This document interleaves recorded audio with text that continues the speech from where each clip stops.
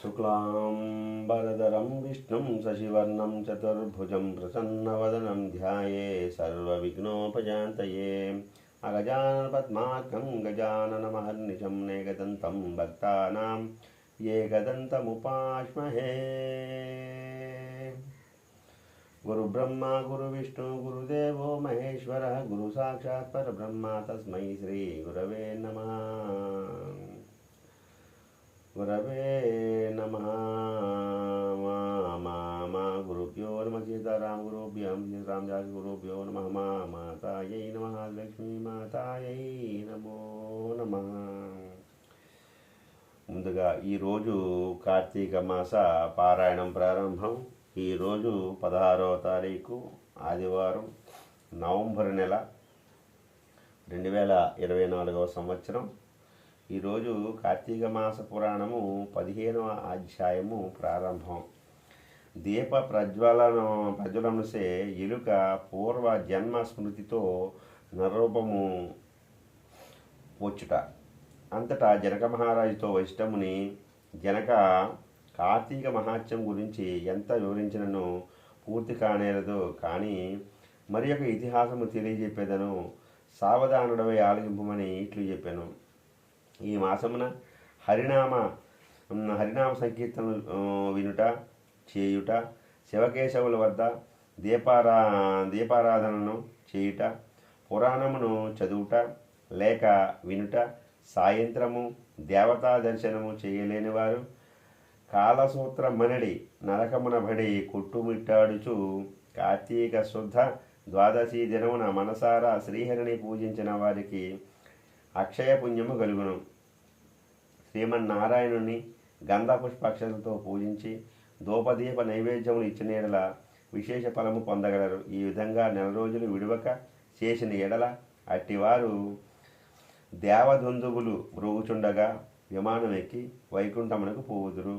నెల రోజులు చేయలేని వారు కార్తీక శుద్ధ త్రయోదశి, చతుర్దశి, పౌర్ణమి రోజులందరూ నిష్ఠతో పూజలు చేసి ఆవునేతితో దీపము వెలిగించవలెను. ఈ కార్తీక మాసంలో ఆవు పాలు పితికినంతసేపు మాత్రము దీపం ఉంచిన ఎడల మరుజన్మలో బ్రాహ్మణుడిగా జన్మించను. ఇతరులు ఉంచిన దీపము ఎగద్రోసి వృద్ధి చేసిన ఎడలను లేక ఆరిపోయిన దీపం వెలిగించినను అట్టివారుల సమస్త పాపములు హరించను. అందులకు ఒక కథ కలదు, విను.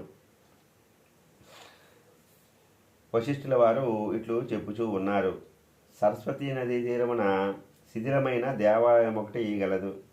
కర్మనిష్ఠుడనే దయార్థ హృదయుడగు ఒక యోగి పుంగవుడు ఆ దేవాలయం వద్దకు వచ్చి కార్తీక మాసమందియు అచ్చటనే గడిపి పురాణ పఠనం చేసు తలంపురాగా ఆ పాడుబడిన దేవాలయం శుభ్రంగా చేసి పూడ్చి నీళ్లతో కడిగి బొట్లు పెట్టి పక్క గ్రామం వెళ్ళి ప్రమిదలు తెచ్చి దూదితో ఒత్తులు చేసి 12 దీపములు స్వామిని పూజించు నిష్ఠతో పురాణం చదువుతూ ఉండెను. ఈ విధంగా కార్తీక మాసము ప్రారంభము నుండి చేయుచూ ఉండెను. ఒక రోజున ఒక మూషికము ఆ దేవాలయంలో ప్రవేశించి నలుమూల వెదకి తినడానికి ఏమీ దొరకనందున అక్కడ ఆరిపోయిన ఒత్తిని తినవలసిందేనని అనుకుని నోట కరుచుకొని పక్కనున్న దీపము వద్ద ఆగెను. నోట కరిచి ఉన్న ఒత్తి చివరకు అగ్ని అంటుకొని ఆరిపోయిన ఒత్తి కూడా వెలుతురు వచ్చాను. అది కార్తీక మాస మగుట వలన శివాలయంలో ఆరిపోయిన ఒత్తి ఆ ఎలుక వల్ల వెలుగుడసే దాని పాపములు, అంటే ఎలుక యొక్క పాపములు హరించకపోయి పుణ్యము కలిగినందున వెంటనే దాని రూపము మానవ రూపంలో నిలబడెను.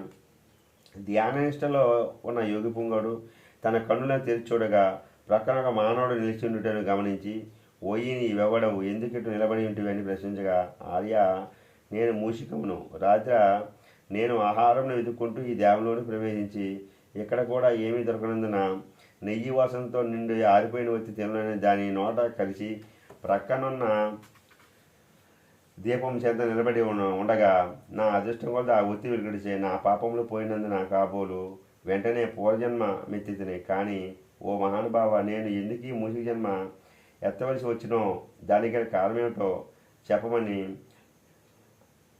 కోరాను. అంత యోగీశ్వరుడు ఆశ్చర్యపడి తన దివ్య దృష్టితే సర్వం తెలుసుకొని, ఓయి కింద జన్మలో నీవు బ్రాహ్మణుడవు, నిన్ను బాహ్లికుడని పిలిచెడివారు, నీవు జైనమత వంశానికి చెందినవాడవు, నీ కుటుంబాన్ని పోషించకు, వ్యవసాయం చేసు, ధనాశాపరుడివై దేవపూజలు నిత్యకర్మములు మరచి నీచుల సహవాసం వలన నిషిద్ధానము తెలుసు, మంచివాళ్లను యోగులను నిందించు, పొర్ల చెంత స్వాదచింత గలవాడవై ఆడపిల్లను అమ్మి వృత్తి చేస్తూ దానివల్ల సంపాదించిన ధనాన్ని కూడబెట్టుచు సమస్త తినుబండారంలో కడుజవుగా కొని తిరిగి వాటిని ఎక్కువ ధరకు అమ్మి వాటిలో సంపాదించిన ధనము నీవు అనుభవించక ఇతరులు ఇవ్వక ఆ ధనము భూస్థాపితం చేసి పిసినారివే జీవించినావు. మరణించిన తర్వాత ఎలుగు జన్మెత్తి వెనుకటి జన్మ పాపమును అనుభవించుంటివి. నేడు భగవంతుని దగ్గర ఆరిపోయిన దీపాన్ని వెలిగించినందున పుణ్యాతుడవైతివి. దానివల్లనే నీకు పూర్వజన్మ ప్రాప్తించింది. కాన నీవు నీ గ్రామను పోయి నీ పెరటయందు పాటుపెట్టిన ధనమును తవ్వి ఆ ధనంతో దాన ధర్మాలు చేసి భగవంతుని ప్రార్థించుకొని మోక్షము పొందమని అతనికి నీతులు చెప్పి ఆ యోగి పుంగవుడు పంపించను. పంచమాధ్యాయం అనగా 15వ రోజు పారాయణ సమాప్తము. సద్గురు సాయినాథార్పణమస్సు. శుభం భవతి. అఖిలాండకోటి బ్రహ్మాండ నాయక రాజాదిరాజ యోగిరాజ పరబ్రహ్మ శ్రీ సచిదానంద సమసద్గురు సాయినాథ్ మహారాజ్ కీ జై. ఓం నమ శివాయ. హర హర మహాదేవ శంభో శంకర. సదాశివాయ విశ్వేశ్వరాయ వీరభద్రాయ గణనాథాయ ప్రజాపతియే నమో నమః. శ్రీశైల మల్లికార్జునవాసాయ శ్రీ కాశీ విశ్వేశ్వరాయ త్రయంబకాయ కాలాగ్ని రుద్రాయ నీలకంఠాయ మృత్యుంజయాయ సదాశివాయ పటిశాచల వీరభద్రేశ్వరాయ పోలవరం శ్రీ మహానందీశ్వరాయ నమో నమః నమో నమః నమో నమః నమో నమః.